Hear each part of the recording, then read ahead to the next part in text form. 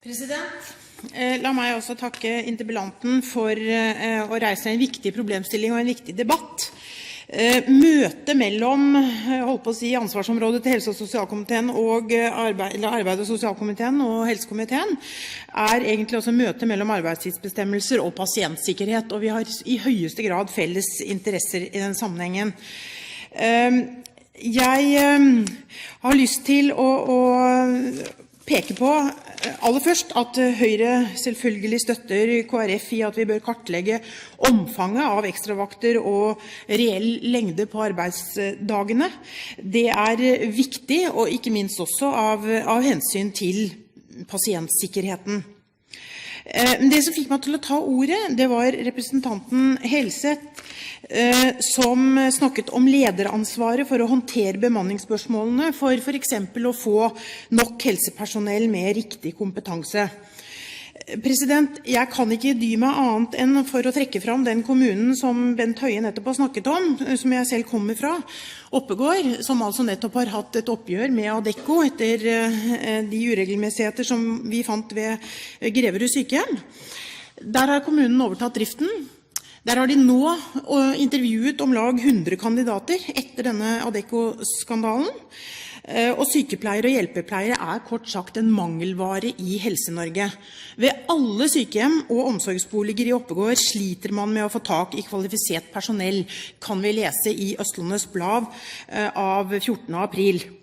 Og der sier fungerende kommunalt ansatte styrer ved dette sykehjemmet at vi snakker om en regelrett tørke, og det ikke lett å få bemanningen på plass, forteller hun.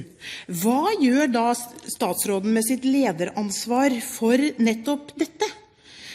Altså å få tilstrekkelig personell i Helse-Norge, for dette nemlig ikke Oppegård kommune alene om å erfare. Det også sånn at et angrepsområde for statsråden da kan være å bedre situasjonen med ekstravakter av det man kan kalle upåregnelige hendelser, nettopp ekstravakter på grunn av sykdom, og det å senke sykefraværet. Og hvordan gjøres dette? For ved å gi rom for at man kan finne løsninger lokalt som tilpasset den enkelte arbeidsplass og den enkelte arbeidstaker, mener vi. For eksempel har man altså på intensivavdelingen ved Oslo universitetssykehus halvert sykefraværet etter at man byttet til frivillige 12,5 timers helgevakter.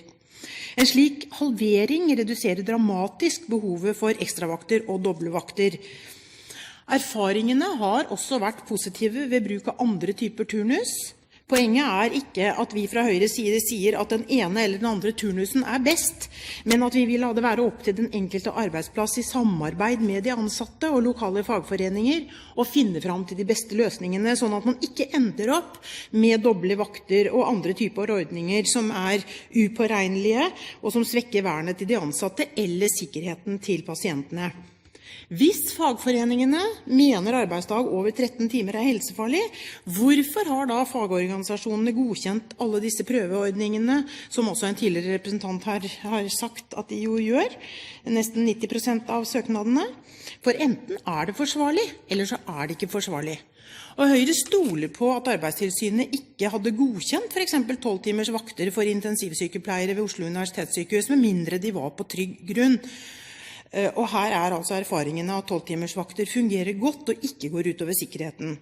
President, det et lederansvar, så vidt vi ser det, for statsråden å snu alle stener og å klare å ha to tanker i hodet samtidig, både hensynet til det gode arbeidsmiljø og et anstendig arbeidsliv, men også pasientenes sikkerhet.